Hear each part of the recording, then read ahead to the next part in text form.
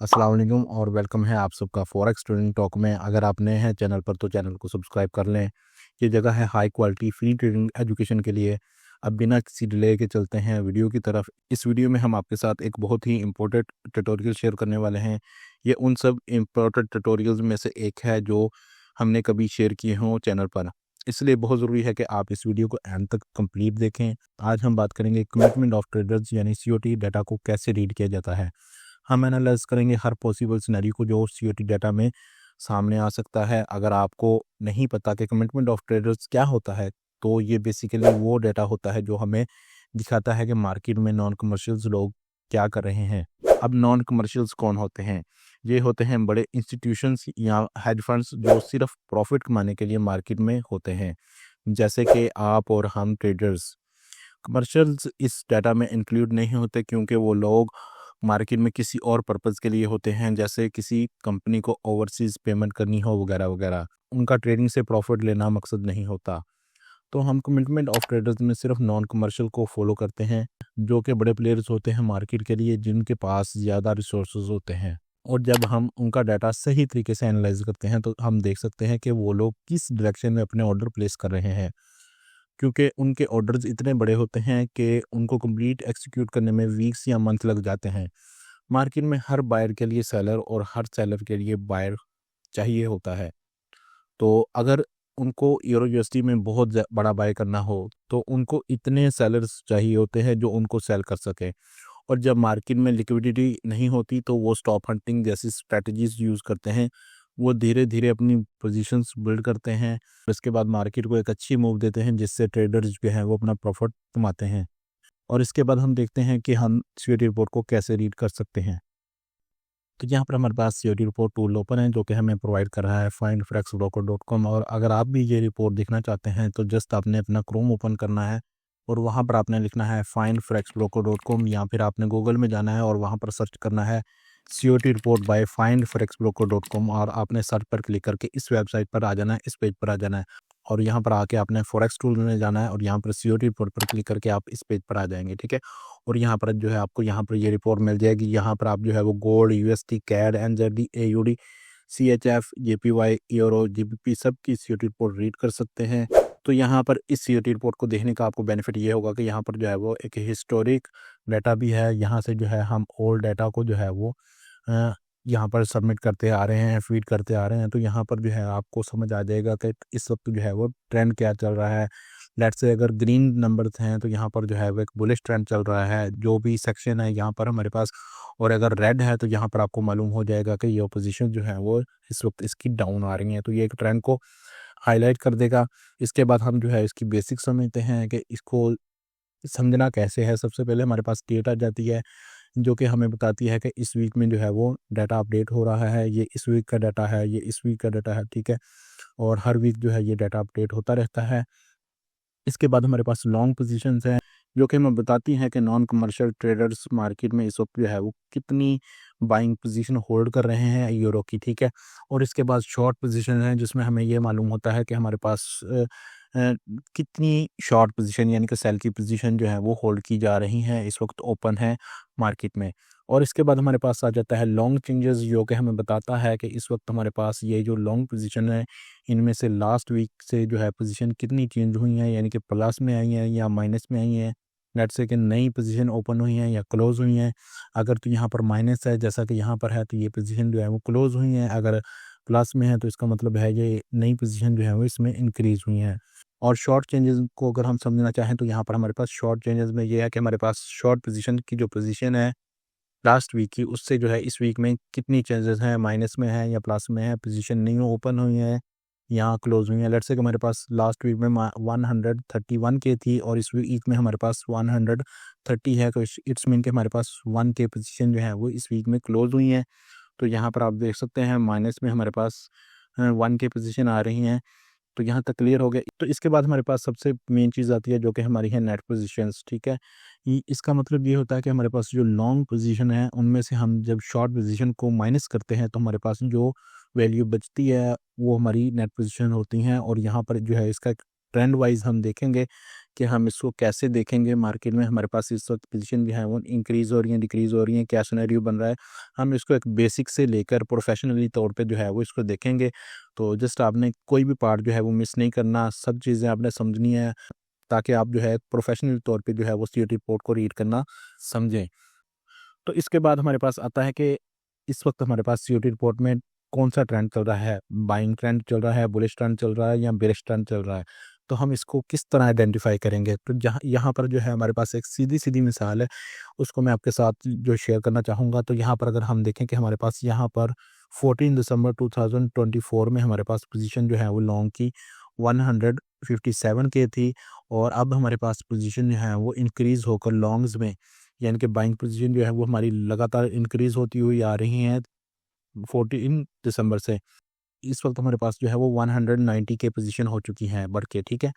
और अगर हम शॉर्ट चेंजेस में देखें तो यहाँ पर हमारे पास 14 दिसंबर को हमारे पास 232 के पोजीशन थी जो कि अब डिक्रीज़ होकर इस वक्त हमारे पास 130 के पोजीशन रह चुकी हैं, जिसमें अगर हम देखें तो यहाँ पर हमारे पास शॉर्ट चेंजेस में तकरीबन 100 के पोजीशन जो है वो क्लोज़ हो चुकी हैं, कम हो चुकी हैं। और अगर लॉन्ग चेंजेस में देखें तो यहाँ पर हमारे पास 33 के पोजीशन जो है वो नई ओपन हो चुकी हैं और यहाँ पर पोजीशन जो है इंक्रीज़ होकर 190 के पोजीशन पर आ चुकी हैं। तो इसका मतलब है कि हमारे पास जो है वो एक बुलिश ट्रेंड कंटिन्यू चल रहा है, ठीक है। यहाँ पर जो है वो पोजीशन लॉन्ग की ज़्यादा ओपन हो रही हैं, शॉर्ट की जो है लगातार यहाँ से कम होनी स्टार्ट हुई थी। और अगर हम इसको यहाँ पर भी देखें तो यहाँ पर आप देखेंगे कि हमारे पास 14 दिसंबर को हमारे पास जो है वो -75 पे पोजीशन थी जो कि अब बढ़ के जो है वो तकरीबन प्लस में 60 के हो चुकी हैं, ठीक है। तो इसका मकसद ये है कि हमारा जो बुलिश ट्रेंड था यहाँ से स्टार्ट हुआ है और यहाँ तक जो है भाई कंटिन्यू चल रहा है। तो इसको यहीं तक जो है हम नहीं देखेंगे, अब हम इसके अंदर जाएँगे और देखेंगे कि यहाँ पर मार्केट में जो है हर वीक में क्या-क्या सिस्टम चलता आ रहा है, कैसे-कैसे जो है वो मूव बन रही है, क्या-क्या चीज़ें जो हैं हमें हर वीक में देखनी होंगी कि नेक्स्ट वीक में क्या बनेगा। तो इसको जो है हम अब डीपली रीड करते हैं। तो यहाँ पर आप देखेंगे कि हमारे पास 14 दिसंबर का जब पोज़ीशन जो है वो इंक्रीज़ होना स्टार्ट हुई हैं नेट पोज़ीशन में, तो यहाँ पर आप देखेंगे -65 के, फिर 68 के, फिर 69 के, फिर 64 के, फिर 60, फिर 62, 66 और फिर इसके बाद हमारे पास पोज़ीशन जो है वो -58, फिर दोबारा हमारे पास -64 के और फिर हमारे पास यहाँ से जो है पोज़ीशन जो है वो दोबारा बढ़ना स्टार्ट हुई हैं। तो यहाँ से लेकर यहाँ तक जो है हमारे पास मार्केट ने जो है वो एक रेंज की सूरत में मार्केट को अ बनाया है और यहाँ से जो है वो पोज़ीशन ऐड होती रही हैं, पोज़ीशन जो है वो अपनी एक डायरेक्शन लेती रही हैं। जैसे कि हमने पहले डिस्कस किया कि मार्केट में जब जो है वो कोई ट्रेंड चेंज करना हो तो मार्केट में जो है वो बिग ट्रेडर्स जो हैं वो स्पेकुलेशन करते हैं और स्टॉप हंटिंग करते हैं और यहाँ से जो है अपनी पोज़ीशन बिल्ड करते हैं। तो अगर हम इसको चार्ट में भी आइडेंटिफ़ाई करेंगे तो यहाँ पर जो है हमारा यहाँ तक जो है मार्केट जो है वो एक रेंज की सूरत में मूव कर रही होगी। इसके बाद हम आगे चलते हैं और यहाँ पर देखते हैं हमारे पास जो है वो 22 फरवरी 2025 में हमारे पास जो है वो पोजीशन जो है वो -51 के हो चुकी थी। और अगर हम इसको डीपली देखें तो यहाँ पर आप देखेंगे कि हमारे पास पोजीशन जो है वो यहाँ पर क्लोज़ होना स्टार्ट हो गई थी। शॉर्ट चेंजेस में जो कि हमारे पास -82 पोजीशन जो है वो क्लोज़ हो चुकी थी और लॉन्ग चेंजेस में हमारे पास तकरीबन जो है वो 5 के पोजीशन जो है वो न्यू ओपन हुई थी। इसके बाद नेक्स्ट वीक में भी हमारे पास पोजीशन जो है लगातार क्लोज़ होती हुई आ रही हैं शॉर्ट चेंजेस में और लॉन्ग चेंजेस में हमारे पास पोजीशन जो है वो इंक्रीज़ होती हुई आ रही हैं लगातार। तो इसका मतलब ये था कि यहाँ से पोजीशन जो है वो क्लियर हो चुकी थी, डायरेक्शन ब्रेकआउट चार्ट में ब्रेकआउट हो चुका था, डायरेक्शन क्लियर हो चुकी थी और यहाँ से ट्रेंड जो है अपनी मूव करना स्टार्ट हो चुका था और यहाँ से जो है अप डाउन स्टार्ट हो चुके थे। तो अगर हम यहाँ पर जो है इसको सीधा चार्ट पर ले चलें, यहाँ पर हमारे पास 14 दिसंबर और यहाँ पर हमारे पास जो थी लास्ट डेट वो थी 22 फरवरी, ठीक है। तो यहाँ पर हम चलते हैं चार्ट में और देखते हैं कि हमारे पास 14 दिसंबर को मार्केट कहाँ पर थी। तो यहाँ पर इस वक्त हमारे पास 14 फरवरी को यहाँ पर मार्केट थी, ठीक है। और यहाँ से जब मार्केट में पोजीशन ऐड होना स्टार्ट हुई है तो मार्केट ने जो है यहाँ से एक रेंज की सूरत में मार्केट को मूव किया। यहाँ से लेकर यहाँ तक मार्केट जो है वो एक रेंज की सूरत में मूव करती रही है, ठीक है। और इसके बाद जब 22 फरवरी वाला डाटा आया है उसके बाद जब मार्केट में वो पोजीशन जो है वो क्लोज़ हुई हैं शॉर्ट्स की। तो उसके बाद जब मार्केट में नेक्स्ट वीक आया तो आप देखें यहाँ पर जो है मार्केट ने कितनी बड़ी मूव देना स्टार्ट की है, और यहाँ से मार्केट ने जब इस एरिया को ब्रेक किया है तो इसके बाद मार्केट को देख सकते हैं आप कहाँ तक आ चुकी है, और लगातार मार्केट जो है वो अप डाउन के साथ जो है वो प्रॉपर एक बुलिश ट्रेंड में मूव करती हुई आपको दिख रही है, ठीक है। और इसके बाद हम वापस चलते हैं। यहाँ तक आपको समझ आ गया होगा कि इसको कैसे रीड करना है। तो यहाँ पर एक और दिलचस्प चीज़ है जो कि मैं आपको बताना चाहूँगा। यहाँ पर आप देखेंगे शॉर्ट चेंजेस में हमारे पास जो है वो -46 के पोजीशन जो है वो क्लोज हुई थी। तो इसका मतलब ये था कि यहाँ पर जब पोजीशन जो है वो स्टार्ट हो रही थी क्लोजिंग के लिए, मार्केट में जो है वो एक प्रॉपर वे बन रहा था। तो इसके बाद अचानक जो इतनी बड़ी पोजीशन आई है, ये तकरीबन 3 माह का जो रेंज था उसने मार्केट में जो है वो ब्रेकआउट करने के लिए इतनी बड़ी पोजीशन जो है वो क्लोज करवाई थी, ठीक है। तो यहाँ से जब ये ब्रेकआउट हुआ है तो उसके बाद आप देखेंगे मार्केट कहाँ तक गई थी। अब हम देखते हैं एक डाउन ट्रेंड की मिसाल को, ठीक है। अब हम यहाँ पर जैसे कि हमने देखा कि हमारे पास 14 दिसंबर को इतनी पोजीशन थी, अब हम यहीं से जो है वो इसको डाउन कर लेते हैं, ठीक है। तो यहाँ पर हमारे पास एक बेरिश ट्रेंड की एक एग्जांपल है जो कि हमें 7 सितंबर 2024 में बताती है कि हमारे पास लॉन्ग पोजीशंस में 215 के पोजीशन थी, और हमारे पास शॉर्ट चेंजेस में हमारे पास 115 के पोजीशन थी, जो कि यहाँ पर अगर हम देखें कि हमारे पास 14 दिसंबर में हमारे पास 157 के पोजीशन है जो कि डिक्रीज़ होती हुई आ रही हैं यहाँ पर लॉन्ग चेंजेस में। और अगर हम इसके शॉर्ट चेंजेस में देखें तो यहाँ पर हमारे पास जो है वो पोजीशन टॉप में आई है। यहाँ पर हमारे पास 232 के पोजीशन यहाँ पर हो चुकी थी, ठीक है। तो इसको हम जो है वो देखेंगे, हमारे पास यहाँ पर जो है वो नेट पोजीशन में हमारे पास 100 के पोजीशन थी, जो कि हमारे पास यहाँ पर 14 दिसंबर को हमारे पास -75 के रह चुकी थी, जिसमें अगर हम देखें तो यहाँ पर ये प्लस में थी 100 के, और जो है वो तकरीबन समझ लें सीधा-सीधा जो है वो 175 के पोज़ीशन जो है यहाँ से डिक्रीज़ हुई थी, ठीक है। तो इसके बाद हम देखेंगे कि यहाँ पर हमारे पास नेट पोज़ीशन जो है लगातार पोज़ीशन जो है वो डिक्रीज़ होना स्टार्ट हुई हैं, और यहीं से जो है डायरेक्टली मार्केट ने बिना किसी रेंज के मार्केट को जो है वो बेरिश में लाना स्टार्ट कर दिया। यहाँ से जो है वो यूरो की पोजीशन जो है वो स्ट्रेंथ से जो है वो कमज़ोर होना स्टार्ट हो गई थी, क्योंकि हमारे पास जो बिग ट्रेडर्स थे उन्होंने मार्केट में जो है वो अपनी शॉर्ट की पोजीशन जो है वो बढ़ा दी थी, और लॉन्ग की पोजीशन जो है अपनी क्लोज़ करना स्टार्ट कर दी थी। आप देखें हर वीक में हमारे पास जो है वो तकरीबन पोजीशन जो है वो क्लोज़ होती हुई आ रही हैं लॉन्ग की। यहाँ पर आप देखें कि हमारे पास 23 के पोजीशन क्लोज़ हुई हैं, ठीक है। इसके बाद 10 के, और इसके बाद इस वीक में हमारे पास जो है वो पोजीशन जो है न्यूट्रल रही हैं। इसके बाद अगेन हमारे पास 9.5 के पोजीशन जो है वो क्लोज़ हुई हैं, फिर हमारे पास 4 के, फिर हमारे पास 4.5 के, इसके बाद हमारे पास जो है वो -16 के पोजीशन क्लोज़ हुए हैं, और लगातार पोजीशन जो है यहाँ से जो है वो क्लोज़ होती आ रही हैं। और इसके बाद मार्केट ने जो है वो कुछ अपना स्टेबल किया मार्केट ने, और यहाँ पर जो है वो अपनी रेंज एक स्टार्ट की मार्केट ने। लेकिन अगर हम इसकी शॉर्ट पोजीशन देखें तो यहाँ पर आप देखेंगे कि यहाँ पर हमारे पास इधर 10 के पोजीशन क्लोज़ हुई थी, लेकिन इधर हमारे पास जो है वो 1 के पोजीशन जो है न्यू ओपन हुई। इसके बाद हमारे पास 3.4 के, इसके बाद हमारे पास 7 के पोजीशन न्यू ओपन हुई, इसके बाद 11 के, फिर 17 के, और इसके बाद 29 के पोजीशन ओपन हुई, और इसके बाद 27 के पोजीशन जो है वो शॉर्ट में न्यू ओपन हुई। और यहाँ पर जो है इसका मजमूआ आप देख सकते हैं कि यहाँ से पोजीशन जो है वो डिक्रीज़ होती हुई आ रही है। तो इसका मतलब था कि मार्केट जो है यहाँ से गिरना स्टार्ट हुई थी।